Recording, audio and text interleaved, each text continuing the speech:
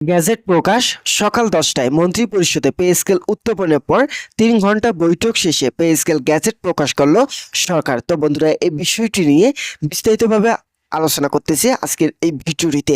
বিস্তারিত আলোচনা করার পূর্বে এখন পর্যন্ত যারা যারা আমাদের এই চ্যানেলে নতুন সদস্য রয়েছেন তাদেরকে সাবস্ক্রাইব করার জন্য অনুরোধ রইল।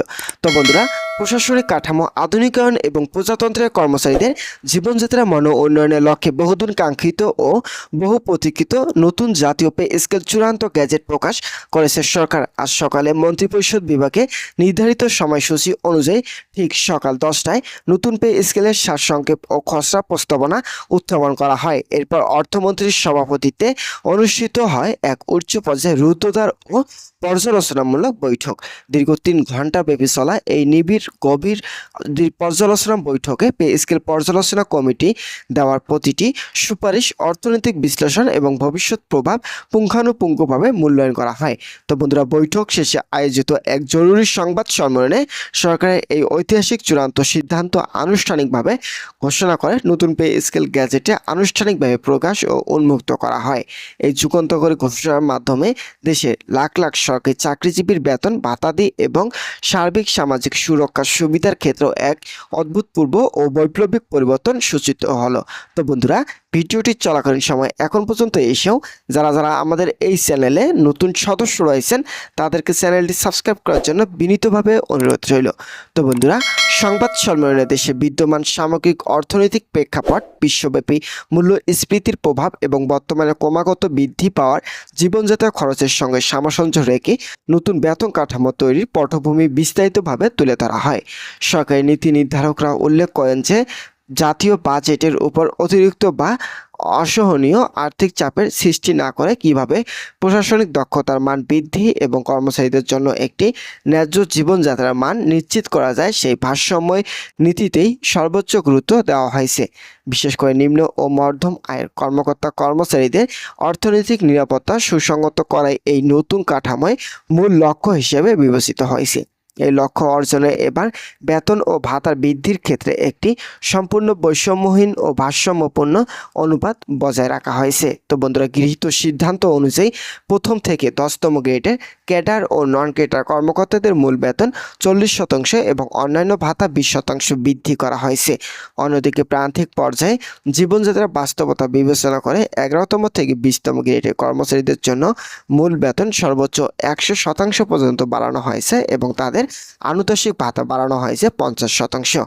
একই সাথে জীবনভর রাষ্ট্রের সেবা করা অবসরপ্রাপ্ত কর্মচারীদের জনকল্যাণে পেনশনের পরিমাণ 80% পর্যন্ত বাড়ানোর ঘোষণা দিয়ে এক অন্যান্য দৃষ্টান্ত স্থাপন করা হয়েছে। নতুন প্রকাশিত গ্যাজেটের প্রতিটি গ্রেডের মূল বেতন ও ভাতা অত্যন্ত সুনির্দিষ্ট ও সুস্পষ্ট নির্ধারণ করে দেওয়া হয়েছে। অনুমোদিত নতুন কাঠামো অনুযায়ী সরকারের সর্বোচ্চ প্রথম গ্রেডের সচিব ও সমমান পর্যায়ে জ্যেষ্ঠ কর্মকর্তাদের মূল বেতন নির্ধারণ করা হয়েছে 1,36,000 টাকা এবং সর্বনিম্ন 20তম গ্রেডের সহায়কদের মূল বেতন ধরা হয়েছে 25,000 টাকা।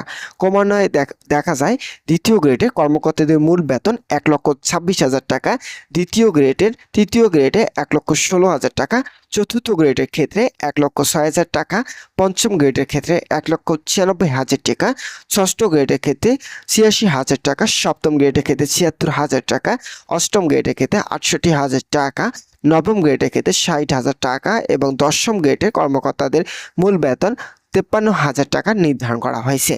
একইভাবে সার্বিক কাঠামো অন্যান্য ধাপে 11তম গ্রেডের কর্মচারীদের মূল বেতন 45,000 টাকা, 12তম গ্রেডের 40,000 টাকা, 13তম গ্রেডে 36,000 টাকা, 14তম গ্রেডে 32,000 টাকা, 15তম গ্রেডে 30,000 টাকা, 16তম গ্রেডে 29,000 টাকা, 17তম গ্রেডের ক্ষেত্রে 28,000 টাকা, 18তম গ্রেডের ক্ষেত্রে বেতন নির্ধারণ করা হয়েছে 27,000 টাকা, 19তম গ্রেডে 26,000 টাকা, 20তম গ্রেডের কর্মচারীদের পদভিত্তিক মূল বেতন 25,000 টাকা উন্নীত সিদ্ধান্ত সফলভাবে বাস্তবায়িত হলো।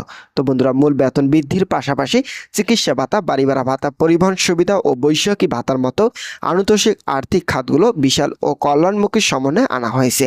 বিশেষ করে নিম্ন গ্রেডের কর্মচারীদের জন্য একটি সামাজিক নিরাপত্তা বলয় গড়ে তোলার লক্ষ্যে বিশেষ কিছু কল্যাণমূলক পদক্ষেপ যুক্ত করা হয়েছে। অর্থমন্ত্রী জানান, 11তম থেকে 20তম গ্রেডের কর্মচারীদের পরিবারকে সহায়তা দিতে অগ্রাধিকার দিতে ফ্যামিলি কার্ড, মূল বেতন বৃদ্ধির পাশাপাশি চিকিৎসা ভাতা, বাড়ি ভাড়া ভাতা, পরিবহন সুবিধা ও বৈষয়িক ভাতার মতো আনুষঙ্গিক খাতগুলোকে বিশাল ও জনকল্যাণমুখী সমন্বয়ে আনা হয়েছে। বিশেষ করে নিম্ন গ্রেডের কর্মকর্তা কর্মচারীদের জন্য একটি সামাজিক নিরাপত্তা বলয় গড়ে তোলার লক্ষ্যে বেশ কিছু কল্যাণমূলক পদক্ষেপ যুক্ত করা হয়েছে। তো বন্ধুরা, নিত্য প্রয়োজনীয় রেশনের সুবিধা অধীনে প্রতি মাসে নির্দিষ্ট পরিমাণ খাদ্য সামগ্রী নামমাত্র মূল্য দেওয়া হবে, যার মধ্যে থাকছে 60 কেজি সুগন্ধি ও সাধারণ চাল, আর 10 লিটার সয়াবিন তেল, 2 কেজি চিনি, 4 কেজি মসুর ডাল এবং 10 কেজি আটা দেওয়া হবে।